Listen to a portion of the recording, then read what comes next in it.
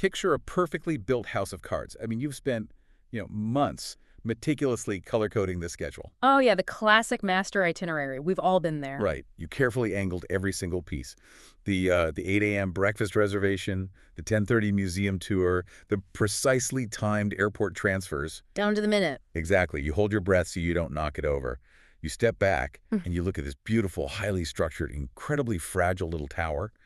And then, well, the universe opens a window. Yeah, it really takes just one tiny, unexpected breeze, like one variable you couldn't account for, and the entire masterpiece of temporary engineering it collapses into absolute chaos. It really does.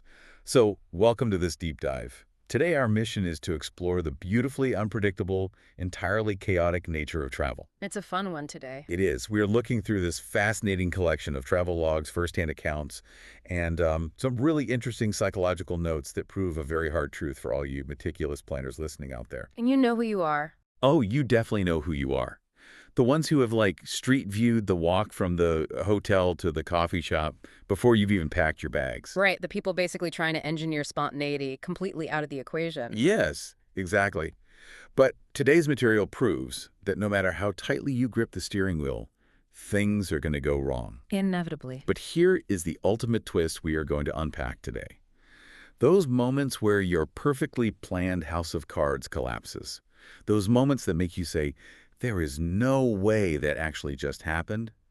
Those are the true essence of travel. They really are. We aren't just looking at a list of funny disasters today. We are going to explore why these systems break down, the deep psychological reasons we react the way we do, and why the total collapse of our plans ultimately creates the most valuable parts of our journey. Yeah, it really requires us to examine the friction between human neurology and the highly manufactured environments we move through when we leave home. And honestly, there is no environment more manufactured or more fraught with that friction than the origin point of almost every international journey. The airport. The airport. It's a place where our illusion of control is absolutely at its peak. Yeah. I mean, you walk in and it feels like a fortress of logic. It really does. It's designed around strict security protocols, endless checklists, directional signage everywhere. You are told exactly where to stand, what to remove from your bag, what zone to queue in, and when to scan your pass. Which is precisely why it is the perfect stage for a colossal, mind-bending logistical failure. Oh, totally. We tend to think that in a system that strict, errors are caught immediately. But the reality of human psychology is that when things fall apart in a hyper-rigid system, they don't just crack. They shatter. They shatter spectacularly. And there's a story in these logs that illustrates this so perfectly. I mean, I had to read it 3 times just to believe it was real. It's a wild one. It's insane. So picture this scenario. A couple is heading off on a tropical vacation to Cancun, Mexico.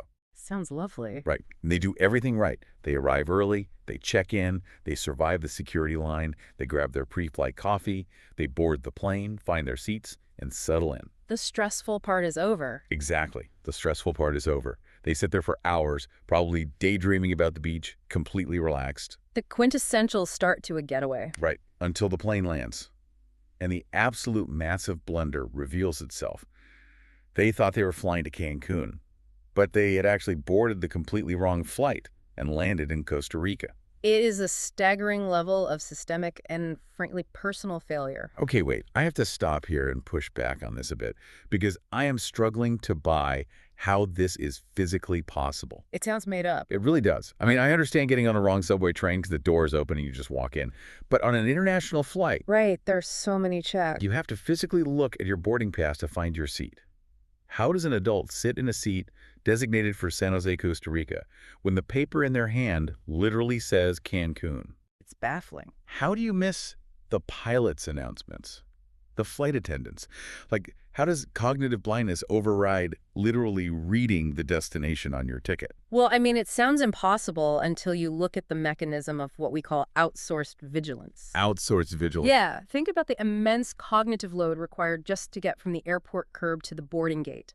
For 2 hours, your brain is in a state of hypervigilance. Oh, sure. Do I have my passport? Are Eh. my liquids in a clear bag? Exactly, to take my laptop out, am I in boarding group C or D? You are making hundreds of tiny, stressful micro decisions in a high-stakes environment. Your cortisol levels are just spiking the entire time. Yes, absolutely spiking. And because the airport is designed with what we perceive as infallible checkpoints, we subconsciously surrender our own agency to the system. Interesting. You assume the gate agent scanning your ticket is the ultimate failsafe.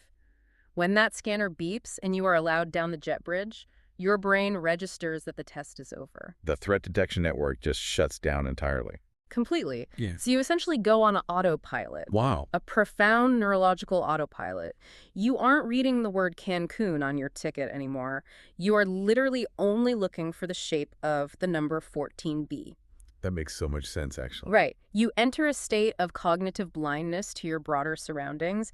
You hear the intercom, but your brain processes the pilot saying, "Welcome aboard our flight to San Jose," as like pure Charlie Brown teacher noise. Just wah, wah, wah. Exactly. You've already concluded you are safe on your way to Mexico, so your brain refuses to process contradictory information. It's like following a GPS right into a lake because you refuse to look out the windshield. You just trust the machine. That is a perfect analogy, yeah. Wow.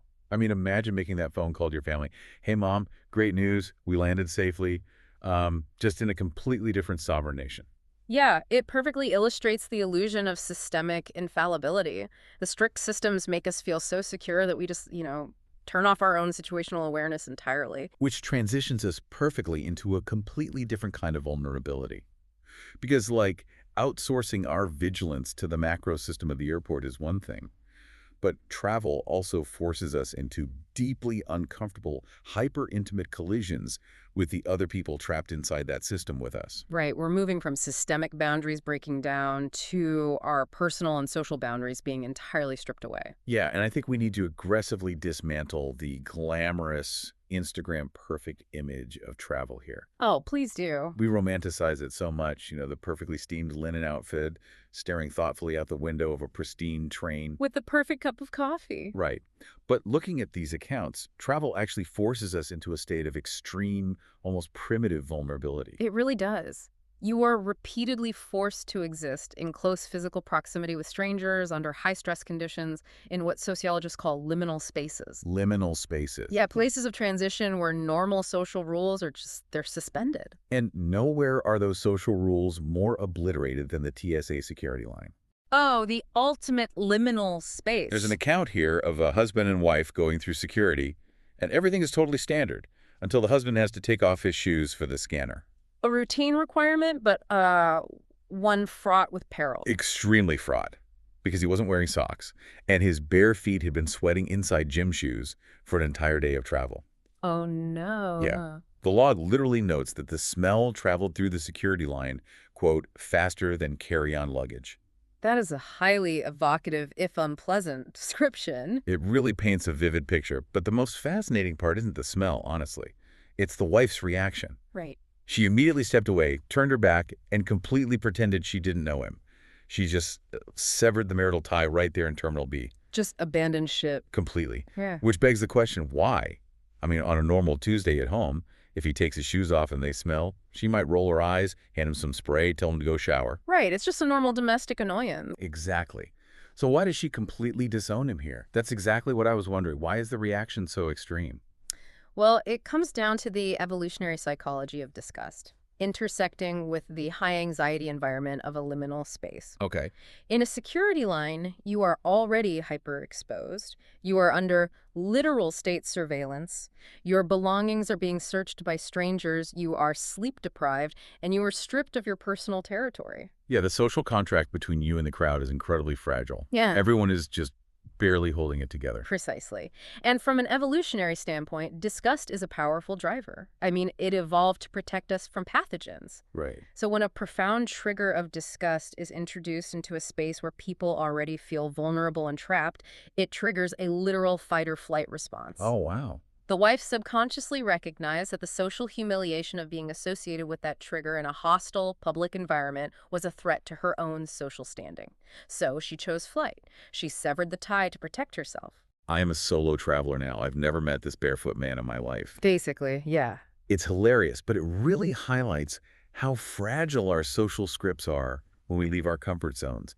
And that exhaustion from maintaining those fragile social contracts, from the cognitive load of the airport, it compounds. It really builds up. It builds up for hours, sometimes days, until you finally reach the one place you think is going to be your sanctuary. Ah, the hotel room. Yes.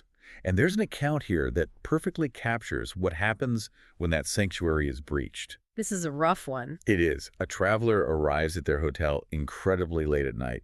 They have just survived a grueling long-haul international flight. They are running on stale, plain air and absolute sheer willpower.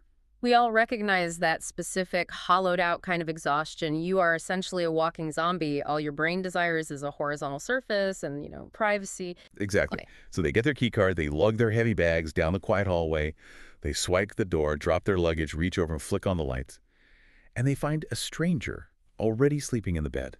A visceral shock to the nervous system. The hotel had accidentally checked 2 different guests into the exact same room. I mean, just put yourself in that room for a second. You are standing there dead tired, staring at a stranger, and the person in the bed wakes up to a dark figure turning on the lights in their locked room. It's terrifying for both parties. It really is. But if we analyze the psychology of space here, we have to ask why this story is so deeply, universally unsettling. Right. Because at the end of the day, it's just a clerical error. It was sorted out at the front desk in 10 minutes. But the psychological impact is massive. Because it violates the one boundary you thought was secure. Yes, exactly. Travel strips away our boundaries, as we've established. Yeah. You spend 15 hours having your personal space invaded by TSA agents, crowded boarding gates, the elbows of the person in the middle seat. Yeah. The hotel room is the purchased restoration of those boundaries. It is the designated safe zone. You are literally paying for a door that locks from the inside. Exactly. When human error breaches that final sanctuary, when the locked door fails to keep the chaos of the journey out, the jarring contrast between expectation and reality shatters your remaining sense of safety. Wow. It forces you to realize how entirely dependent you are on the competence of strangers. I mean, a front desk clerk hitting the wrong keystroke can completely ruin your sanctuary. You're just entirely at the mercy of the system. Pretty much. So listening to all this, it makes me wonder if our whole metric for a good trip is fundamentally flawed. I mean, we've established that travel is full of macro-systemic failures, like ending up in Costa Rica. Yeah. It's full of micro-social humiliations, like the sweaty feet. Definitely. It's full of breached sanctuaries, like the stranger in the hotel bed. It sounds like an absolute nightmare. It certainly does when you lay it all out chronologically like that. So why do we do it? That's the million-dollar question? Right. If it's this vulnerable, this exhausting, and this prone to disaster, why do we willingly, enthusiastically subject ourselves to it? And here is where the source material gets truly profound, I think. Yeah. Because it reveals an incredible contradiction. The disaster itself is the mechanism that creates the ultimate reward. Yes. The alchemy of travel. It is the phenomenon where moments that feel like absolute, unmitigated disasters in the present tense invariably become the most treasured narratives in the future tense. Exactly. A missed flight in the moment is pure cortisol. Yeah. There's panic at the gate, it's expensive, it's tears. It's awful. But a year later, that missed flight is the legendary story of an unexpected overnight adventure sleeping on a bench in Amsterdam. Right. Getting horribly lost without cellular data is terrifying for 20 minutes until it leads you to a hidden hole-in-the-wall bakery you never would have found on a curated travel blog. There is a specific account in the material that perfectly encapsulates this transformation, actually. Oh, the train story. Yeah, the Italian train story. A traveler is riding a train through Italy, adhering to a very strict schedule, and the train simply breaks down. They are stranded in a tiny, obscure town that isn't on any tourist map. And initially, the reaction is pure frustration. I mean, the perfectly planned itinerary is ruined. The museum tickets for the next city are voided.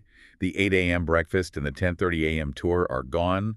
The house of cards has completely collapsed. But then the silver lining emerges out of the wreckage. Because they were forced to stop in this unplanned location, completely stripped of their agenda, it turned into one of their favorite memories of the entire trip. Really? Yeah. They met local residents, they ate incredible, authentic food at a neighborhood spot. They experienced a genuine slice of life in a place that most tourists never, ever get to see. Let me play devil's advocate for a second, though. Sure. Couldn't they have just planned to visit that small town? Like, why does it require the train breaking down to make it a profound experience? That is the crucial question. And the answer lies in a concept we can call geographic monotony or the tourist gaze. Okay, tell me more about that. When we overplan a trip, we are essentially trying to recreate the safety and predictability of our daily, highly managed routines, just in a different zip code. We basically just take our control freak tendencies on vacation with us. Precisely. We build a curated bubble. You move from the curated hotel to the curated museum to the restaurant recommended by the curated guidebook. Right. You are executing a plan, not experiencing a place. You cannot schedule spontaneity. You cannot have an authentic human interaction on a spreadsheet at 2:15 p.m.